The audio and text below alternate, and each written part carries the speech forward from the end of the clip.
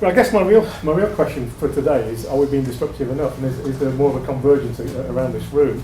So if you look at what's happening in that whole system demonstrator, if you draw your Kaiser pyramid of illness down to wellness, we know there are something around 18 million registered long-term health conditions in the UK, and that high-intense usage pattern that we just described only applies to a pretty small part of that equation. When you start spreading to other conditions and trying to get lower down the curve, let's start managing asthma and hypertension and preventing the onset of some more serious conditions. You get challenged by uptake.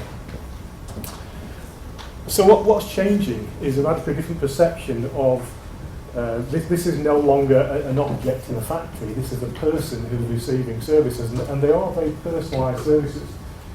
So that the whole stigma that goes with health and social care monitoring is being challenged, and people are looking for different solutions. And actually, if you look at this initiative, I mean, when I look at their website, there's a government initiative on around 3 million lives.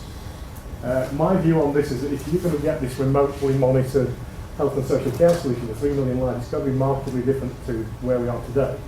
Because as that expands, each one of these people has a life story, a history, and something to offer, and they all demand different content and different types of engagement.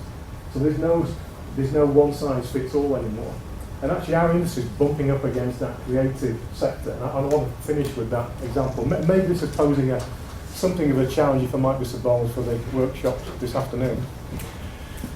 So here's an example. I picked this example because this is actually a TSB part-funded project. It's called Vertex, Virtual Extra Care. For those who are familiar with the care industry, extra care can be pretty well regarded. It's trying to give you a place to live with lots of extra care rather than an institutional setting. And there are lots of qualities around that type of care that people value and wanted to see wider in the community. So the obvious question that was asked in this project was, well, can we not do that by using technology and tools, social inclusion tools, whether they be smartphones, tablets, whatever, to increase that connectivity? I just want to give you a couple of anecdotes. This finished this project a couple of weeks ago, 3-year project. Lots and lots of focus groups, lots of end users, and they pinched a bunch of applications. I think we started with around 150 sample applications, ended up with 9. And you'll have your own views on how useful some of these things are, things like secure messaging and content. But the anecdotes were far more interesting for me. One measurable anecdote was at a large site in the Midlands. One of our concerns was this technology could isolate, not include. So you might use this as a proxy rather than engaging real people on site. But actually what we found on this site was that people with this technology booked and arranged contact with events. It might be line dancing was the one that came up more often, but people getting out of their apartments and engaging with activities encouraged by this sort of digital content. But the best one for me was there was a particular chap on the site in Warsaw. This was a chap in his 80s. He lost his wife recently, and we had a little letter from his daughter. He basically his life had ended. He'd had enough. He'd lost his lifelong partner through a couple of world wars, and this was pretty much it. He grudgingly took part in the trial. He re-engaged with an old army chum in Australia. He was Skyping, exchanging content. Content being an interesting theme here. The first thing he did was break this system. He was straight into the raw browser, and he quickly got past the walled garden that we had created, because he wanted to do other things. He was far more creative than we imagined he would be. And he quickly started sharing content, photos, images, music with a friend in Australia. We got a lovely letter back from the daughter about how he recovered some life.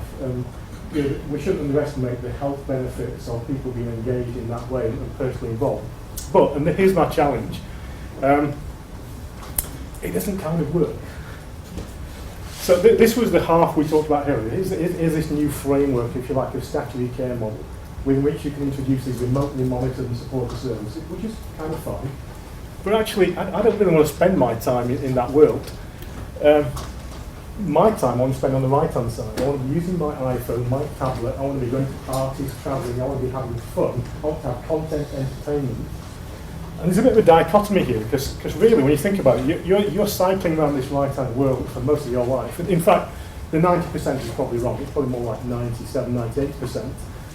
Every now and again, fine, things are going to go wrong, and I want a soft landing into that statutory care world. And I want that to be seamless. I don't want to reinvent the conversation. I'll come back to what I mean by that in a moment. And I want to come back out again. I really want to come back out the other side. I don't want to stay in the institutional setting. I don't want to stay in the hospital any longer than I have to, because I know what comes out of that setting, unfortunately. But I want to finish on the challenge. So if you really want